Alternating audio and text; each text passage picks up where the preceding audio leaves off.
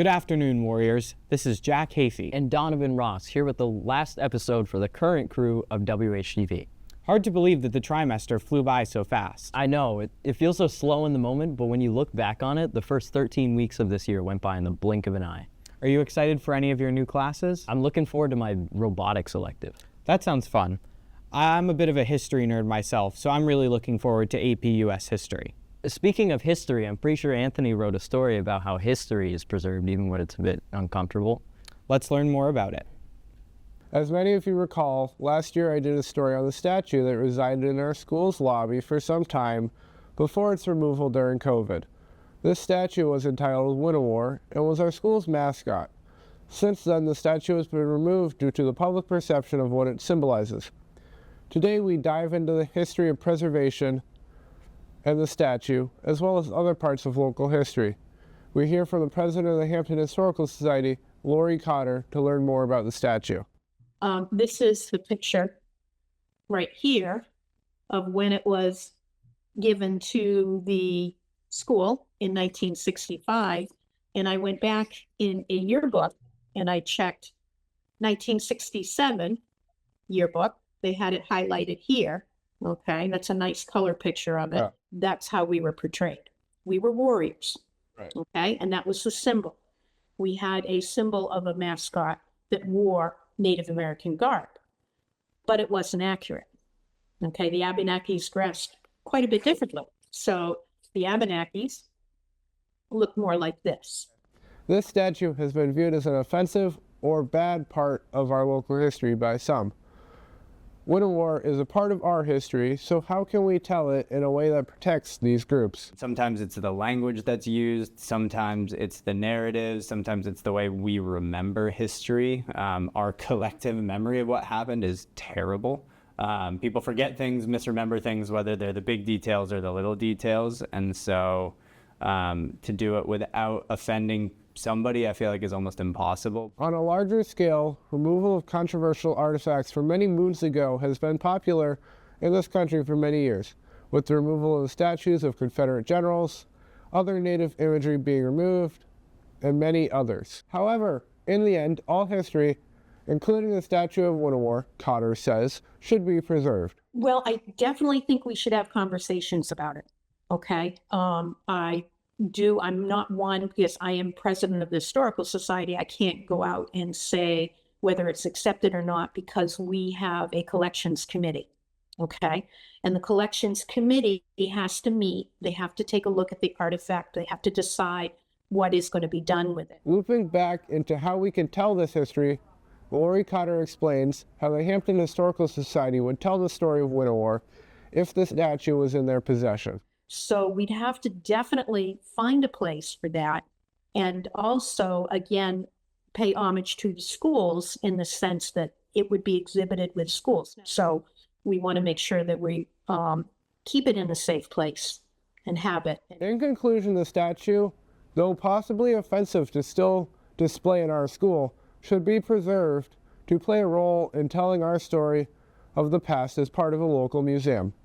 In this context, the Winowar statue stands as a reminder of decisions made by our forefathers, not the opinions of the current generations. From Anthony Del Medico to WHTV, signing off. Interesting. Glad to know there are still groups out there who are actively preserving our history. I should know. I work with Lori at the Tuck Museum. I didn't know that. I'm starting to work at an ice cream shop that my mom runs. It's nice to work for a family business. I've got some experience there too.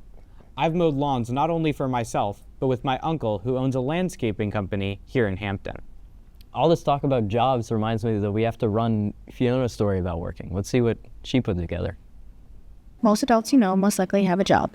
They have a job to provide for the family and bills. But what about teenagers in high school that don't have bills to pay? Do they still have jobs? Research shows a link between high school jobs and later success, with benefits like increased responsibility, time management, and work ethic. The downside to this was students who were recorded to be working 15 to 20 hours showed poor grades compared to students who were working no hours a week or less hours a week. Next, I wanted to see how many people here at Winnacunnet had jobs. No, I do not have a job. Job? I do not have a job. I'm working the market basket. I work at the Old Salt. I work at Cornerstone, and I work like 4 hours a week. I had a summer job, and I work 2 to 3 days a week. I don't have a job, so I don't work any hours a week. Now let's see if students here at Winnacunnet think people should even have jobs in high school. Do you think students in high school should have jobs? Yeah, I think it sets them up for like the future. It's important because you need money to provide for yourself. I think people shouldn't have a job in high school because they already have enough schoolwork going on. I think you should have a job in high school so you can pay for stuff and then you learn how to work for when you're older. I believe students should have jobs because it teaches them responsibility. Very different answers from everyone. Seems like employment varies from person to person. This is Fiona McAfee from WHTV. Great story, Fiona. A recent addition to this beautiful School of Pines is the recognition of a Warrior of the Week. This is a student who demonstrates the criteria outlined by the SAU 21 Portrait of a Learner. The qualities are as follows. They are committed and active in the community. They keep a positive mindset. They live in a healthy physical, social, and emotional life. And they exhibit strong academics as well. WHTV would like to extend a big congratulations to Miss Michaud.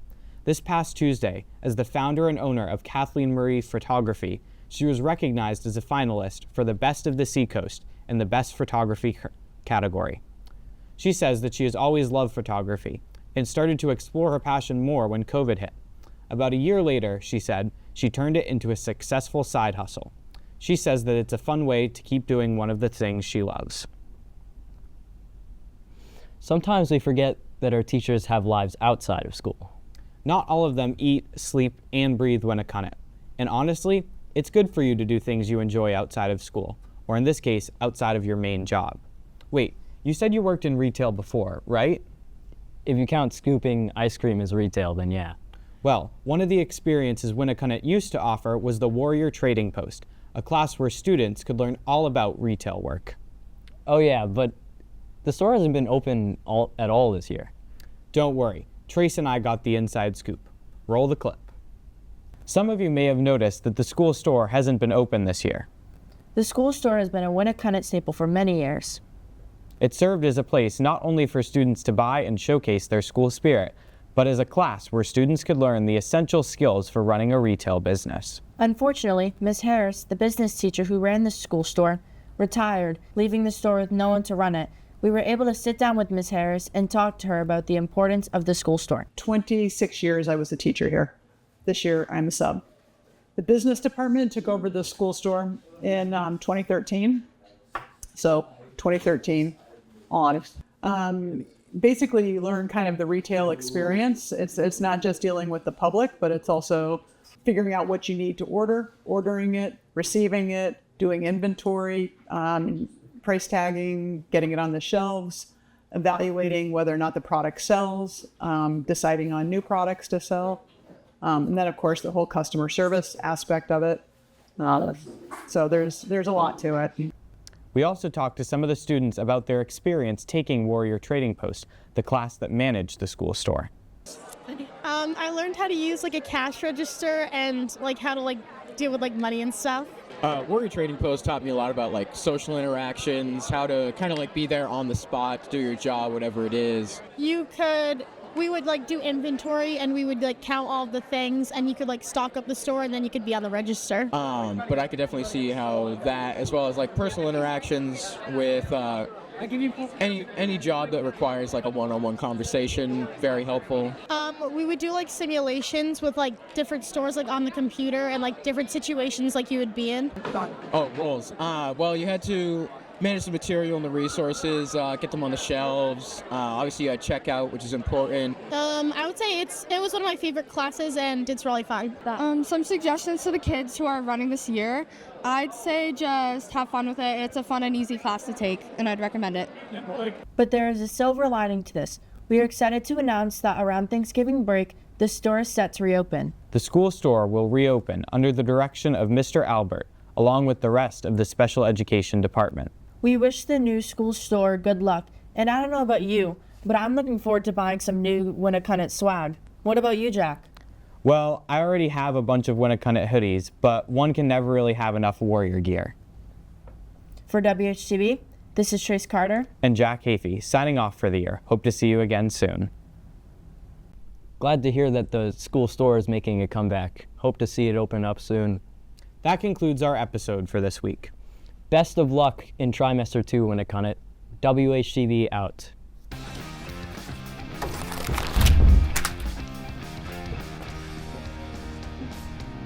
Pretty cool. That was for you, Emma. I had to add that. Pretty cool. She'll know what it means. My sister.